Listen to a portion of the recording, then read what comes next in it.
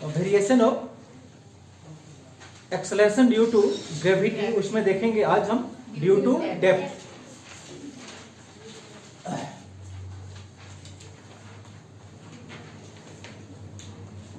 Variation of G में आज हम लोग देखेंगे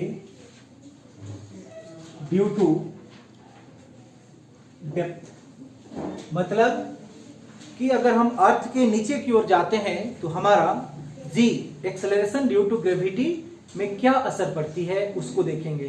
ठीक, चलिए पहले आप समझ लीजिए। सपोज ये आपका अर्थ है, ये आपका अर्थ। अब अर्थ के कहां पे जाएंगे? नीचे की ओर। मतलब कि आप यहां से चलते चलते इतना नीचे चला है। इस पॉइंट को आप P मान लीजिए। इस पॉइंट को क्या मान लेते हैं? P। अब P माने तो मतलब ये इसके हिसाब से क्या बनेगा? हमारा एक सेंटर बनेगा। समझ में आ गया? ये अर्थ का केंद्र, सेंटर, जिसको क्या मानते हैं हम लोग? O मान लेंगे। अब ध्यान से देखिए, पूरा अर्थ का रेडियस, पूरा अर्थ का रेडियस मीन्स यहां से लेकर इसका जो दूरी है वो दूरी, ये डिस्टेंस आपके लिए क्या होता है? R, यानी कि रेडियस ऑफ अर्थ। ठीक, अब इसको नीचे को आए हैं, मतलब कितना नीचे आए हैं? D। यहां से लेकर इस जो आपका डेप्थ है उसको हम क्या मान लिए? D। तो यहां से O से T का दूरी क्या बचा आपके लिए? जल्दी बोलिए, कितना बचा? R माइनस D, इतना बचा। ठीक है, अब हमको कैलकुलेट क्या करना है? ये P पॉइंट पे एक्सेलरेशन ड्यू टू कैलकुलेट करना है। इस पॉइंट पे तो हमको पता है, इस पॉइंट पे हम क्या मान लेते हैं? यहाँ पे G। इस पॉइंट का एक्सेलरेशन ड्यू टू ग्रेविटी हम क्या मान लेते हैं? G dash. OP, चलिए इस पॉइंट का नाम हम क्या मान लेते हैं? A मान लेते हैं। ठीक है, चलिए अब हम कैलकुलेट करेंगे क्या? G। Value of G due to depth, due to depth. कहां पे? इनसाइड द अर्थ। अर्थ हमने यहां पे एक पॉइंट माना है, इस पॉइंट का नाम क्या है? P। ये क्या है? हमारा डेप्थ पॉइंट है। किसका? अर्थ का। तो लिख लेते हैं, let P is a point, let P is a point inside the earth of depth. क्या है? D है। डेप्थ क्या है? D। Let concentric shell, let concentric shell passing through P। एक और हमारा सेल बना। ये सेल कहां से पास हुआ? P से पास हुआ। जितना हम क्या लिए हैं? डेप्थ गए हैं उस पॉइंट के, फिर उसको क्या बना दिए? सर्कल बना दिए। तो हमको एक और दूसरा स्फीयर मिला, उसी को लिखे यहां पे concentric shell passing through P। P से ये कंसेंट्रिक सेल क्या हुआ है? पास हुआ है। The gravitational force, the gravitational force due to particles, due to particles is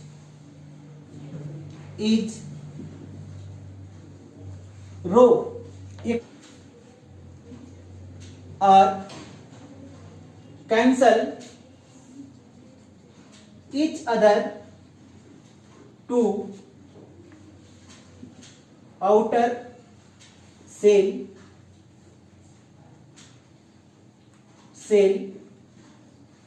due to the inner shell. समझिएगा कि आपका बाहरी सेल में भी क्या है, पार्टिकल्स, और इनर सेल में भी क्या है, पार्टिकल्स है। दोनों पार्टिकल्स हमारा क्या होगा, बराबर होगा, लेकिन अब क्या हो जाएगा, उल्टा हो जाएगा। इसलिए वो पार्टिकल्स एक दूसरे को क्या करेगा, कैंसिल कर देगा। समझ में आ गया। यहां पे ये रो देखिए, ये रो को बेसिकली हम लोग यहां पे इंडिकेट करेंगे। ये रो क्या है हमारा, डेंसिटी ऑफ अर्थ का घनत्व को हम किससे रिप्रेजेंट कर दिए हैं, रो से इंडिकेट किया हुआ है। तो अब ध्यान से देखिए कि ये पूरा अर्थ का मास, इस पूरा अर्थ का मास को हम क्या मान लेते हैं, m मानते हैं। तो अब ये छोटा सा अर्थ बना हमारा, तो इसका मास को, ये अर्थ का मास को हम क्या मान लेते हैं, me मान लेते हैं, यानी कि इफेक्टिव मास ऑफ अर्थ। क्या बात समझ में आया आप लोगों को। ये पूरा अर्थ का मास कितना, m, और ये छोटा सा घेरा आप देख रहे हैं, इसको हम क्या माने, इफेक्टिव मास ऑफ अर्थ। जितना हम डेप्थ पे गए हैं उसी को क्या बना लिए हैं, सर्कल बनाए हैं, ठीक। और वहां से बनने वाला अर्थ का मास कितना है, इफेक्टिव मास ऑफ अर्थ, यानी कि एमी मान के रखे हैं। चलिए ये अब नोट डाउन कर लिए, चलिए ठीक है। इसको अब समझते हैं हम लोग, ये तो कैसे निकलेगा हमारा, ध्यान से देखिए। Therefore M is equal to, आप क्या लिख सकते हैं यहां पे, वॉल्यूम इंटू डेंसिटी। वॉल्यूम ये इसका वॉल्यूम और इसका डेंसिटी, ठीक। अब ये क्या है हमारा, एस्फेयर में है। कैसा है ये, एस्फेयर, तो हमको एस्फेयर का फार्मूला डालना होगा। वॉल्यूम ऑफ एस्फेयर क्या होता है, बोलिए। वॉल्यूम ऑफ एस्फेयर क्या होता है, जल्दी बोलिए। m is equal to 4/3 pi r। r कितना वहां, r कितना, r माइनस डी, इतना r है, यानी कि हम क्या लिखेंगे, r माइनस डी का क्यूब इंटू डेंसिटी आपके पास में कितना है, रो है। इतना इसका मास होगा, किसका, ये छोटा सा अर्थ जो बना है नीचे उसका। Therefore force on point P, अब इस पॉइंट P पे फोर्स कितना होगा, फोर्स आपने पढ़ कर रखा है ना, ग्रेविटेशनल फोर्स, नहीं पढ़े। इस केस में फोर्स क्या होगा, फोर्स के लिए हम डिनोट क्या करते हैं, F इक्वल टू हमारे पास में क्या होता है, G, फिर इसका मास कितना, M, इसका मास कितना, me बाई, जल्दी बोलिए, R स्क्वायर। यही है, अभी तो हम पूरा बोले रहे ना, तो यहां पर हम क्या लिखते हैं, एक बार समझने के लिए R स्क्वायर लिख देते हैं, ठीक है। चलिए आगे,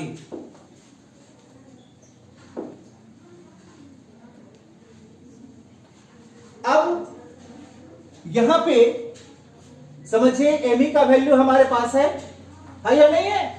तब इस केस में आप टोटल फोर्स निकाल सकते हैं क्या, F इक्वल टू क्या है आपके पास में, G। चलिए ये हमको हम उधर लिख देते हैं, पहले एमी का वैल्यू लगाते हैं। यहाँ पे एमी का वैल्यू क्या है आपके पास, 4/3 पाई r माइनस डी का whole cube into rho into ये m है ना, बाई क्या लिखा हुआ है, r स्क्वायर। अब r स्क्वायर की जगह में क्या लिखेंगे, बोलिए, r माइनस डी का स्क्वायर। अब तो समझ में आ गया होगा, ये जनरल फॉर्मूला आप समझ लीजिए, ठीक। या नहीं समझ में आता है तो आप इसको इस तरह से भी लिख सकते हैं, लेकिन खैर ये ठीक ही लिखा हुआ है, आप इसको इस तरह से लिखे तो ज्यादा अच्छा रहेगा। चलिए एमी और एम, ये हमारा एमी इस बॉडी का क्या हो गया, मास हो गया, और ये एम कोई बॉडी का मास हो गया, ठीक। अब इसमें आप वैल्यू डाल दिए तो आपको ये वैल्यू मिला। ये हमारा जनरल फार्मूला जो आप पढ़ के रखे हैं ग्रेविटेशनल फोर्स पे। यहाँ पे कुछ हमारा क्या हो जाएगा, कैंसिल होगा। देखिए यहाँ पे 3 पावर और इसमें 2 पावर, तो यहाँ का ये और ये के ऊपर का ये कैंसिल हो जाएगा। होगा या नहीं होगा? अब यहाँ पे आप फिर से जानते हैं कि फोर्स इक्वल टू क्या होता है? mg होता है। होता है या नहीं होता है? तो आप यहाँ पे एक्सेलरेशन ड्यू टू ग्रेविटी को क्या मान के रखे हैं? g डैश मान के रखे हैं, इसलिए यहाँ पे g के ऊपर में हम क्या लगा देते हैं? g डैश लगा देते हैं। ठीक, तो ये f के बदले में आप क्या लिख सकते हैं? बोलिए, mg डैश इक्वल टू क्या बचा? g into 4/3 pi r minus d into रो और इंटू m, ये बचा। यहां से देखिए ये m और ये m क्या हो जाएगा? आपका कैंसिल हो जाएगा। होगा? तब g डैश इक्वल टू, जल्दी बोलिए, g डैश इक्वल टू क्या मिला? g 4/3 pi r minus d into rho मिल गया। समझ में आया?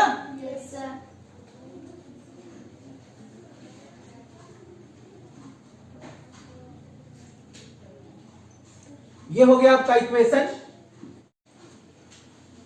चलिए, ये क्या हो गया हमारा इक्वेशन फर्स्ट।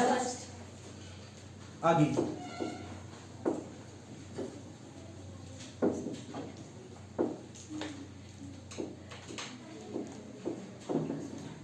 8 पॉइंट अभी कहां पे निकालेंगे? ए पे निकालेंगे। यहां पे ऐसे भी हम लोग निकाल चुके हैं यहाँ का एक्सेलरेशन, तो नहीं निकाले हैं क्या? अब जल्दी से उसको निकाल लेते हैं। नाउ वहां पे सीधे हम क्या लिख सकते हैं? mg इक्वल टू क्या होगा? g m by r square, ये हम जानते हैं। समझ में आ गया?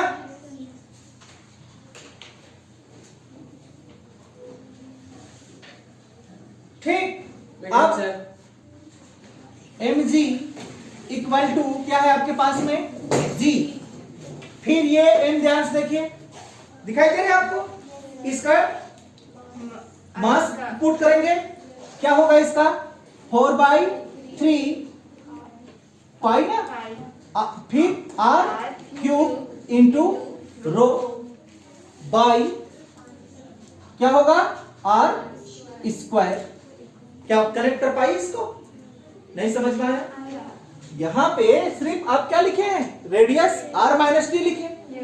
किस पॉइंट के लिए? पॉइंट P के लिए। अभी आप कहां के लिए निकाल रहे हैं? A के लिए, तो पूरा रेडियस आपका क्या है? R है, तो r माइनस डी के जगह में केवल r लिखा गया है।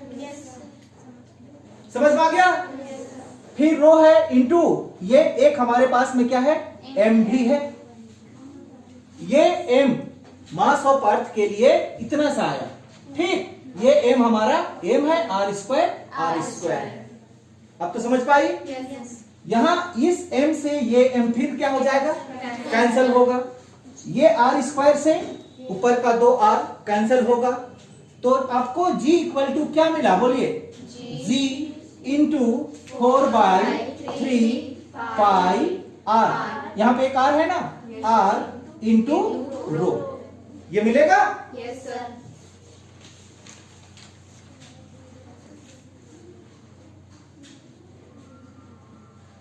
हो गया?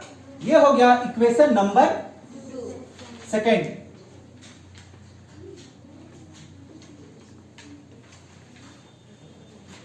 डिवाइडिंग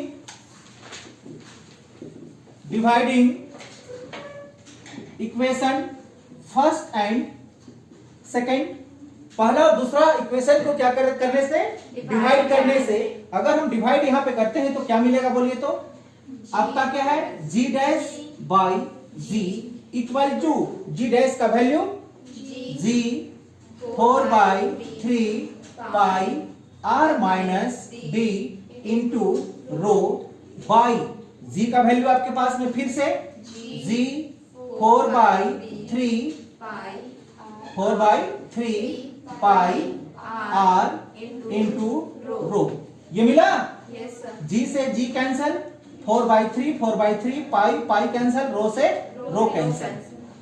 आगे क्या बना हमको, g dash by g equal to ऊपर क्या बचा, r minus d by r, ये बचा। क्लियर?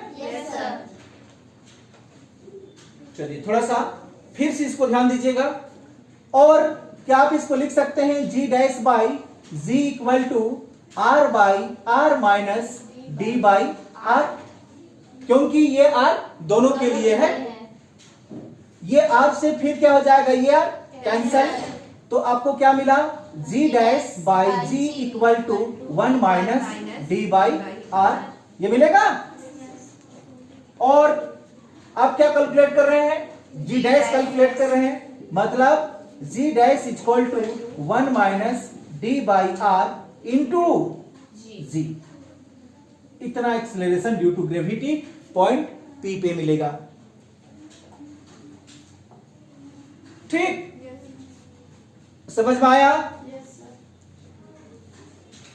चलिए थोड़ा सा इसको आप देख लीजिए कि अगर आप एक्सेलरेशन ड्यू टू ग्रेविटी कहां पे निकालना चाहते हैं, सेंटर पे निकालना चाहते हैं, O पे निकालना चाहते हैं, तो O पे R कितना हो जाएगा, ये डेप्थ को आप कहां तक लेके लाए, D तक लेके लाए।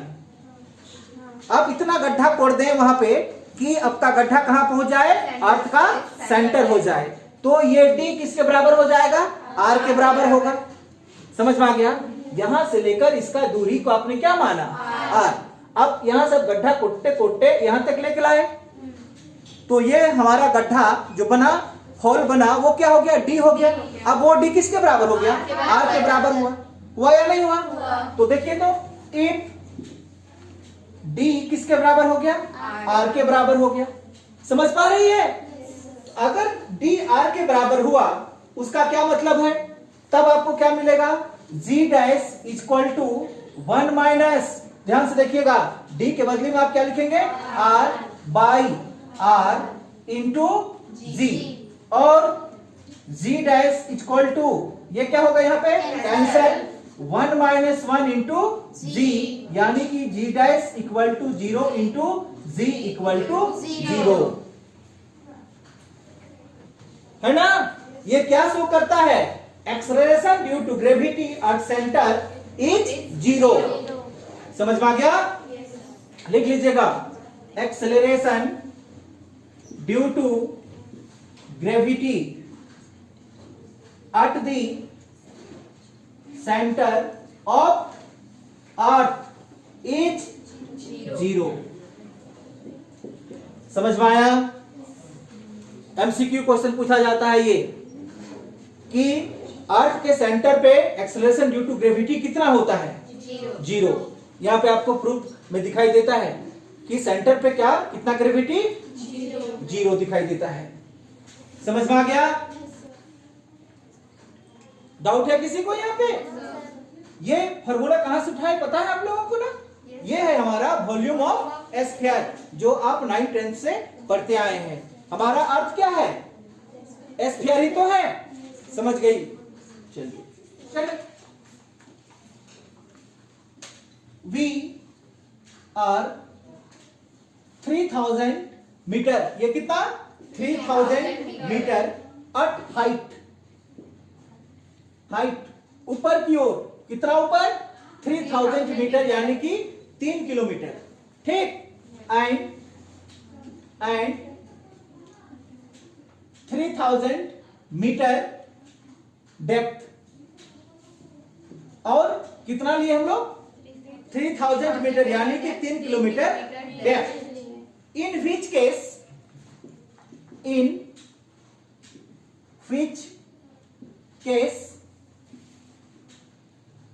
मोर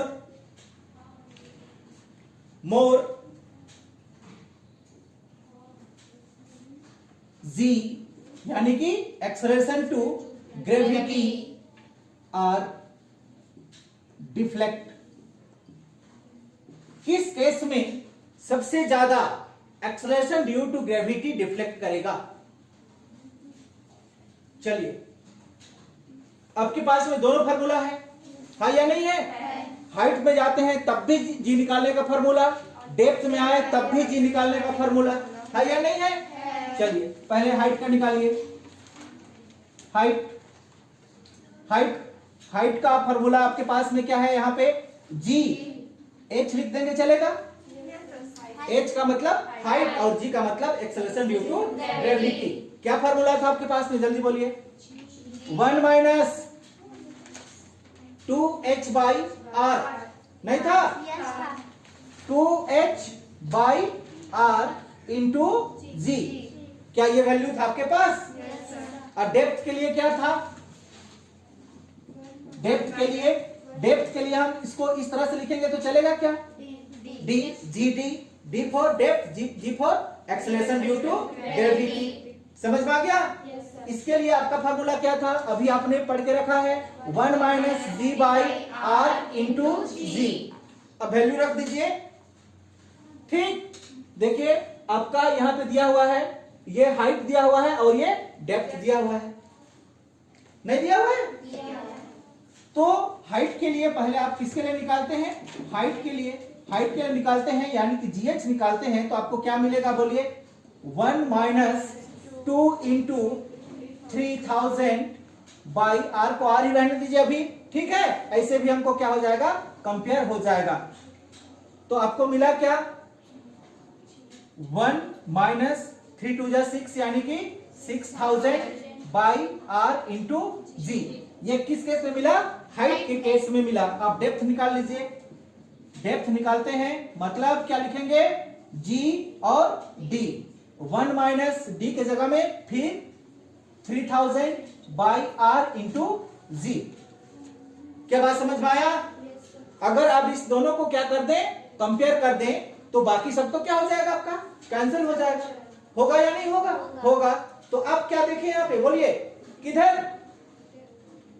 देखिए ये हमारा D है और ये हमारा H है।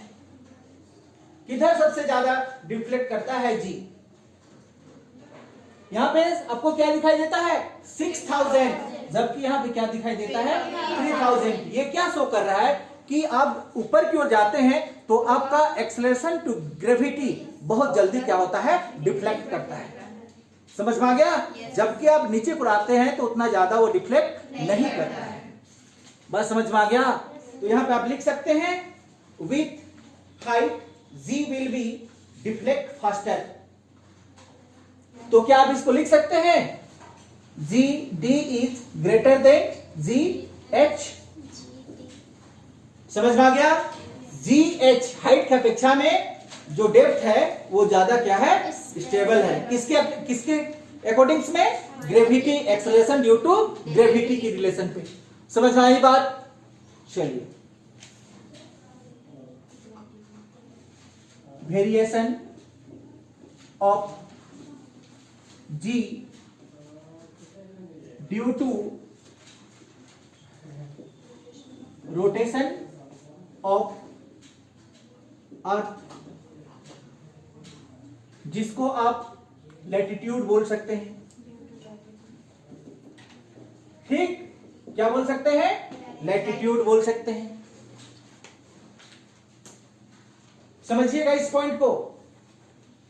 क्या आपको पता है कि अर्थ में हमारा दो चीज को देखा जाता है? एक पोल को दिखा जाता है और एक इक्वेटर को दिखा जाता है। क्या मेरे बात समझ में आया? किस किस चीज को देखा जाता है? पोल और इक्वेटर।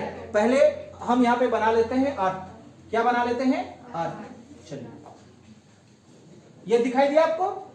अर्थ का ये डायरेक्शन आपको दिखाई दिया? ये वाला, ये डायरेक्शन, ये वाला आप लोग को इक्वेटर कहलाता है। क्या कहलाएगा ये? इक्वेटर। ये है इक्वेटर। ठीक, लेकिन ये वाला देख रहे हैं आप, ये क्या कहलाती है? पोल कहलाती है। उधर वाला को क्या कहते हैं? इक्वेटर। और ऊपर वाला जो ऐसे है उसको पोल कहा जाता है।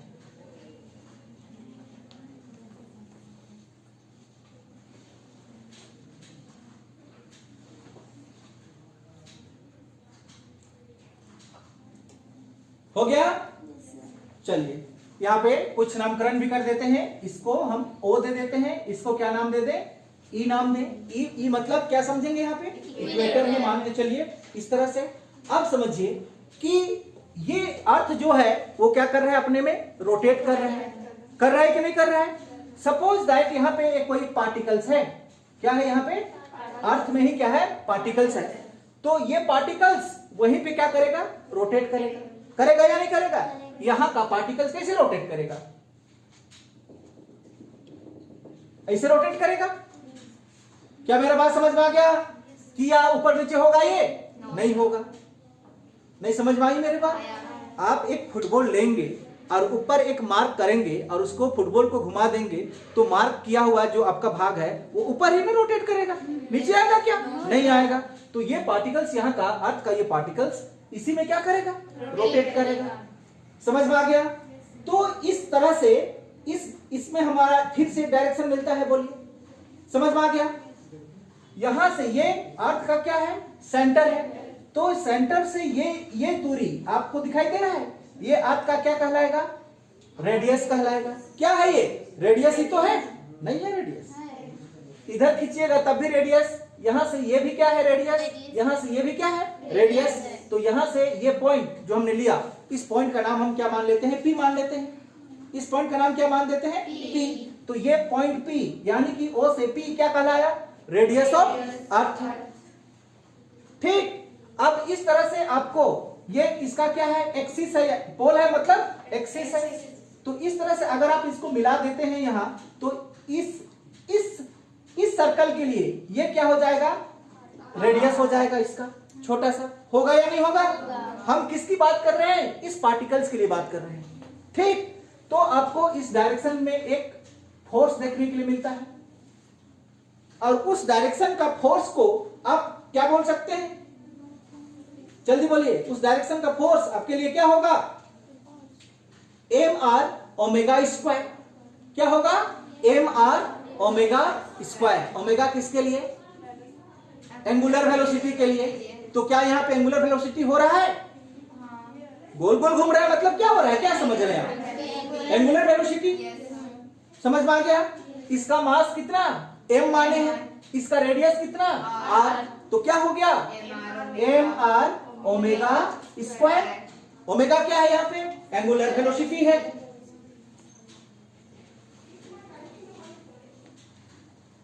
ठीक। अब ध्यान से देखिए, इधर से एक हमारा ये गया है, ये दिखाई दे रहा है आपको, ये आर। इसको अगर आप ट्रेस करते हैं तो दोनों के बीच में क्या बनता है, एक एंगल बना। इस एंगल को आप क्या मान ले, अल्फा मान लीजिए। क्या मान लेते हैं, अल्फा। तो उधर लगने वाला फोर्स क्या होगा, इस डायरेक्शन पे लगने वाला फोर्स, बोलिए, m r ओमेगा स्क्वायर कोस। अगर थीटा रहता तो थीटा लिखते, अल्फा है मतलब अल्फा होगा। बात समझ में आया। ठीक। अब इस डायरेक्शन पे भी क्या लगेगी, ये फोर्स लगेगा। ये क्या फोर्स होगा हमारे लिए, बोलिए, m r ओमेगा स्क्वायर। कोस है तो यहां पे क्या लिखिए, साइन अल्फा। समझ में आया, आया।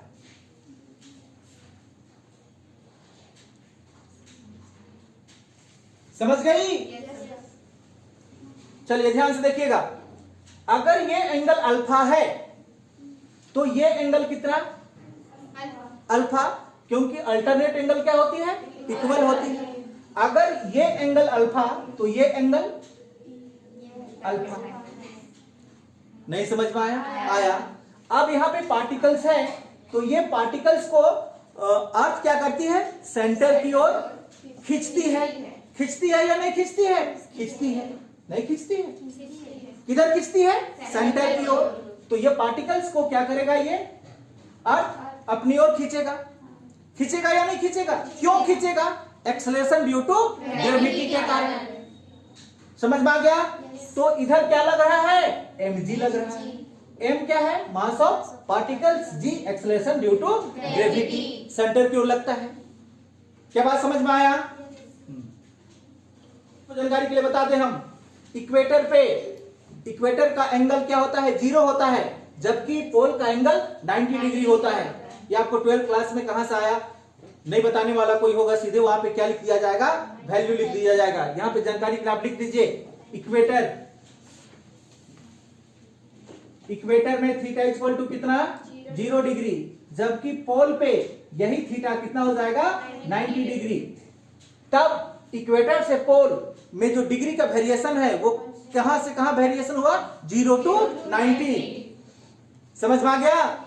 चलिए ध्यान से देखिए, यहाँ पे क्या है आपका 0, फिर यहां से यहां बढ़े इस तरह से, तो यहां से यहां कितना बन गया, 90। समझ में आया? उसका ये मतलब है कि आप यहां से चलना शुरू किए, इस पॉइंट पे पहुंचे तो एक दूसरा एंगल बनेगा, और आगे बढ़िएगा और बनेगा, जब यहां पहुंच जाइएगा तो क्या बन जाएगा, 90 बन जाएगा। ठीक, क्या समझे? इक्वेटर से पोल में कितना वेरिएशन होता है, 0 डिग्री टू 90 डिग्री का वेरिएशन होता है।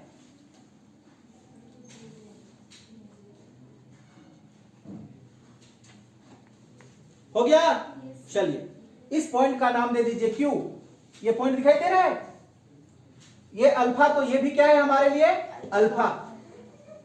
ये बताए थे हम, हाँ, अल्फा।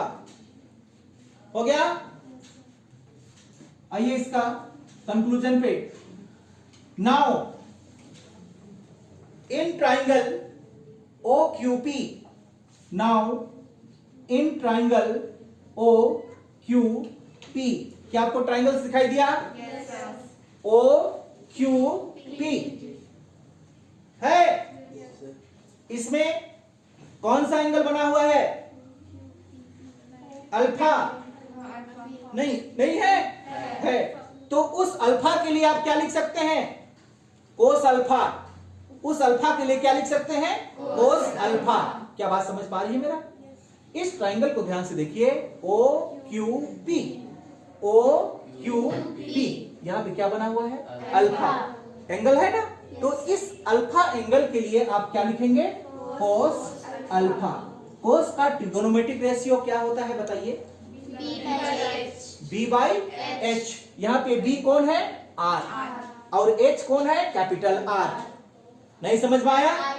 B कौन है, R, यानी कि QP। B कौन है, QP का वैल्यू R बाई H कौन है, OP का वैल्यू R। तो क्या मिला आपको, small r by capital R मिला। समझ में आया? और R इक्वल टू क्या मिल जाएगा, कैपिटल R कोस अल्फा मिल जाएगा। समझ में आया?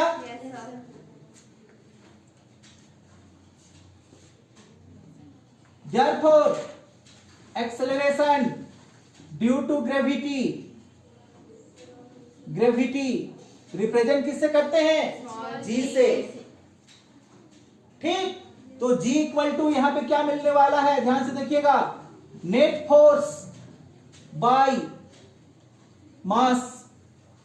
G क्या मिलने वाला है आपको, नेट फोर्स बाय मास। तो यहां पे नेट फोर्स कितना, ध्यान से देखिएगा, इस डायरेक्शन पे कितना फोर्स लग रहा है, mr omega square cos alpha. इस डायरेक्शन पे कितना फोर्स लग रहा है, mg। तो नेट फोर्स कितना, mg में इसको आप घटा देंगे तो जो बचा फोर्स वही तो आपका क्या होगा, नेट फोर्स होगा। नहीं समझ में आया कि इस पार्टिकल्स को ये फोर्स उधर खींच रहा है, समझ रही है, और इसी पार्टिकल्स को mg सेंटर की ओर खींच रहा है। तो किधर का बल ज्यादा, दोनों बल इक्वल नहीं, mg आपका क्या है, उससे ज्यादा है, तभी तो वो सेंटर की ओर अट्रैक्ट हो रहा है। तो यहां पे नेट फोर्स कितना, mg में आप इसको घटा दीजिए, उतना नेट फोर्स। क्या समझ पाई? तो क्या आप नेट फोर्स की जगह में लिख सकते हैं mg minus mr omega square cos alpha by क्या लिखा हुआ है, मास के लिए m प्रयोग कर लीजिए। क्या बात समझ में आया? मास के लिए क्या, m। चलिए थोड़ा सा आगे देखिएगा, और g इक्वल टू अब क्या मिला, दोनों में m दिखाई दे रहा है आपको, m कॉमन बाहर निकल जाएगा, तो ये जी है तो इसको जी डैश ले लीजिए, ठीक, इसको क्या मान लेते हैं, जी डैश। नहीं तो समझ में नहीं आएगा कि कौन हमारा जी है, जहां क्या कैलकुलेट कर रहे हैं, ठीक। ये जी बाहर निकल गया तो क्या बचा आपको, एम बाहर निकला तो G minus R omega square cos alpha by M, M से एम कैंसल होगा। तब जी डैश इक्वल टू क्या मिला बोलिए, जी माइनस आर, एक मिनट रुकिएगा, जी माइनस क्या है ये आर, आर का क्या वैल्यू हमारे पास है, किधर गया, ये देखिए ये आर का वैल्यू है, तो क्या आर के जगह पे आप लिख सकते कोस अल्फा, ये आर के लिए हुआ, फिर क्या बचा ओमेगा स्क्वायर कोस अल्फा। क्या बात समझ में आई? Yes sir. तब जी डैश इक्वल टू बोलिए क्या मिलेगा, जी डैश इक्वल टू क्या मिलेगा, जी माइनस क्या है आर, फिर ओमेगा स्क्वायर है या नहीं है, cos alpha into cos alpha, cos square alpha, cos square alpha.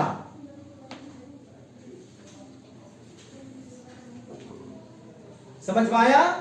इतना आपको वहां पे क्या मिलेगा, एक्सेलरेशन मिलेगा। तो क्या समझे आप, यहां पे ध्यान से देखिएगा थोड़ा सा। अब तो हम बताएं कि जब क्या है variation of G due to rotation of earth, जब अर्थ हमारा क्या हो रहा है, घूम रहा है, और आप कहां पे, पोल पे ना रहें, कहां पे नहीं रहे, पोल पे ना रह के दूसरा लोकेशन पे रहें, तब भी आपका जी क्या होता है, वेरिएशन करता है। ध्यान से देखिए कैसे वेरिएशन किया उसको, कि आप अब जी का वैल्यू तो आपको पता है 9.8 होता है, तो उस वैल्यू में इस वैल्यू को घटा दीजिएगा, उतना एक्सप्रेशन होता है। समझ में आ गया? मैक्सिमम वैल्यू जी मतलब सरफेस में होता है, यहां पे मिलेगा, लेकिन यहां और इस मतलब यहां छोड़ के इस आसपास आप रहते हैं तो एक्सेलरेशन ड्यू टू ग्रेविटी क्या होता है, वेरी करता है। देखिए G dash equal to G minus, G में माइनस करना होगा, जो आपका 9.8 वैल्यू आता है ना जी का, उसमें माइनस करेंगे किसको, इस वैल्यू को, उतना आपको क्या मिलेगा, जी डैश मिलेगा इस पॉइंट के लिए। मतलब यहां पे क्या है, जी डैश इज स्मॉलर देन जी, है कि नहीं है, छोटा ही तो है, तभी तो आप जी में इसको घटा रहे हैं। समझ पाया पर ये शो किया, ये पृथ्वी के अगर आप कहीं मतलब पोल में ना रह के कहां पे रहते हैं, जैसे मान के लिए दिल्ली मुंबई ऐसा कोई जगह होगा जहां पे रहते हैं, उस वहां पे जी का वैल्यू क्या रहता है, कम रहता है। ठीक आया समझ में? चलिए, variation of G due to shape of earth, क्या अर्थ का जो शेप है उसके कारण से भी हमारा जी में वेरिएशन होता है। तो पहले आप ये जानकारी होगी कि जो अर्थ हमारा है वो पूरी तरह से स्फीयर नहीं है। कैसा शेप है वो, इलिप्टिकल शेप में है। इलिप्टिकल शेप का मतलब समझ में आता है आप लोगों को ना, कि उसका एक एक्सिस बड़ा और एक एक्सिस क्या होता है, छोटा होता है। मतलब इक्वेटर बड़ा और पोल छोटा होता है। यही तो आपने सीखा इलिप्टिकल ऑर्बिट। यहां पे लिख लेंगे, we know that earth has elliptical shape. Earth का शेप कैसा होता है, इलिप्टिकल्स होता है। इलिप्टिकल्स होता है उसका क्या मतलब, कि ये इस तरह से है अर्थ, ठीक। ये वाला आपका क्या कहलाया, इक्वेटर। जबकि ये क्या है आपके लिए, पोल है।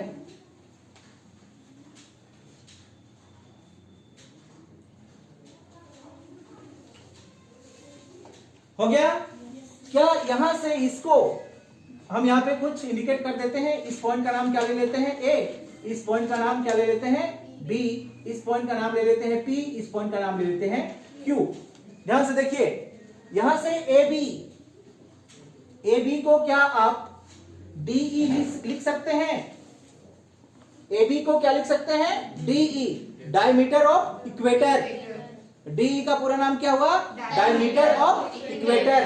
कौन है? A B. डायमीटर का मतलब व्यास, 2r के बराबर। समझ में आ गया? डी का मतलब डायमीटर ऑफ इक्वेटर। इक्वेटर का डायमीटर को हमने किससे रिप्रेजेंट कर दिया? डीई से। और उसी तरह से ध्यान से देखिएगा, पी क्यू को हम क्या लिख सकते हैं? बोलिए, डीपी, डायमीटर ऑफ पोल। पूरा नाम लिखना चाहते हैं तो लिख सकते हैं।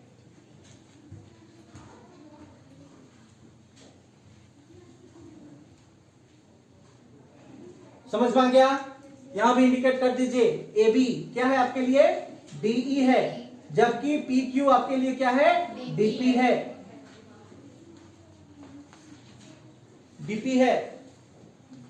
अब इस केस में ध्यान से देखिएगा, देयरफॉर यहां पे हम लिखें डीई, इधर क्या लिख लिए? डीपी।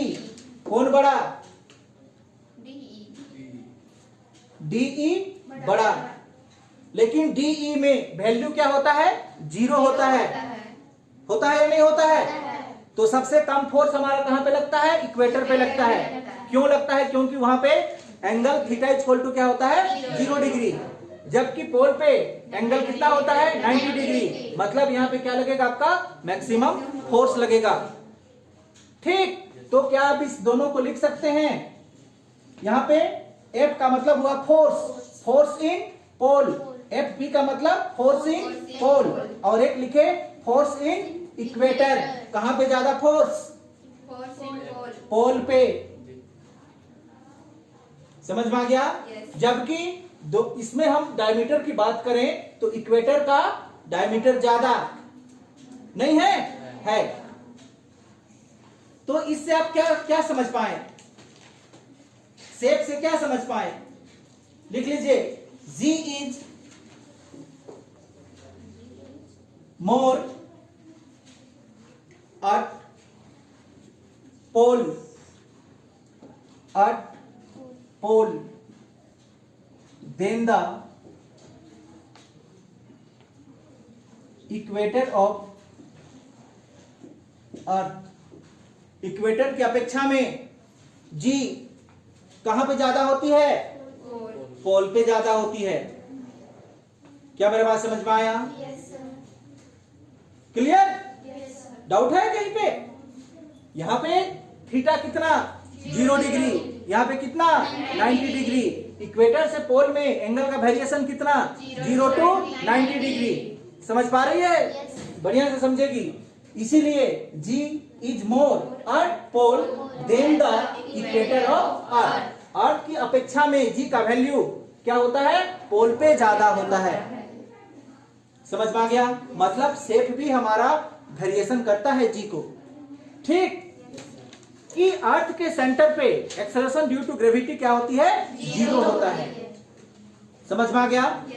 दूसरा, आपने यह भी देखा कि अगर पृथ्वी रोटेट कर रही है तब भी हमारा क्या बदलता है? एक्सेलरेशन बदलता है। एक्सेलरेशन ड्यू टू ग्रेविटी बदलता है। ठीक, मैक्सिमम जी कहां पे लगता है? पोल पे। और मिनिमम कहां पे लगता है? इक्वेटर पे लगता है। अगर अर्थ पे कोई अमेरिका पे है, ठीक, और कोई कहां पे है? इंडिया पे है, तो दोनों जगह का एक्सेलरेशन ड्यू टू ग्रेविटी अलग अलग होगा। नहीं होगा? समझ पा रही होगी? पोल की ओर जाने से तो हमारा ग्रेविटी क्या होता है? बढ़ता है, जबकि इक्वेटर के नजदीक आने से ग्रेविटी घटता है। इतनी सी बात समझ में आ गया। लेकिन इतना बात कंफर्म होता है कि सभी जगह अर्थ के सभी सरफेस पे ग्रेविटी हमारा इक्वल नहीं होती है। और ये किसके कारण से? रोटेशन के कारण। जो अर्थ अपने एक्सिस पे क्या कर रही है? रोटेट कर रही है। इसीलिए हमारा जी भी क्या होता है? बदलता है। समझ में आ गया? शेप के कारण भी हमारा जी क्या पड़ता है? जी में इफेक्ट पड़ता है। इक्वेटर पे सबसे कम जी, जबकि पोल में मैक्सिमम जी। जैसे आप इक्वेटर से किधर जाएंगे? पोल की ओर जाएंगे, तो आपका जी भी क्या होते जाएगा? बढ़ते जाएगा। मान के चलिए यहाँ पे आपका एक कोई कंट्री है, ठीक, यहाँ पे और यहाँ पे एक दूसरा कंट्री है, अर्थ है ना ये। तो अगर पूछा जाए आपसे कि कहां पे जी का वैल्यू अधिक होगा तो कौन सा कंट्री का होगा, मान के चलिए इसका नाम हम ए दे देते हैं, इसका नाम बी दे देते हैं, तो सीधी सी मतलब है कि ए का एक्सेलरेशन ड्यू टू ग्रेविटी क्या होगा, ज्यादा होगा किसकी अपेक्षा में, बी की अपेक्षा में। क्यों? क्योंकि ये पोल के नजदीक है और पोल के नजदीक में जी का वैल्यू क्या होता है, इंक्रीज होता है, मैक्सिमम में पहुंच जाता है। समझ में आ गया? वही घटना इधर भी घटेगी, इधर भी आप आइएगा तो जी का वैल्यू बढ़ेगा, क्योंकि ये भी तो क्या है, हमारा पोल ही है, ठीक। तो इसीलिए इसको 0 से 90 डिग्री का वेरिएशन दिया गया, यहां से यहां 90, यहां से यहां फिर 90, यहां से यहां फिर 90, यहां से यहां फिर 90, मतलब 0 to 90 में वेरी करता है। किसके किसके बीच? इक्वेटर से पोल के बीच। देखिए ये आपका इक्वेटर है, इक्वेटर और ये क्या हुआ, पोल। फिर देखिए ये पोल और ये फिर क्या आया, इक्वेटर। समझ में आया? फिर इक्वेटर से पोल, फिर पोल से इक्वेटर, 0 to 90। समझ में आया? चलिए ठीक है, कल नेक्स्ट और हम लोग देखते हैं।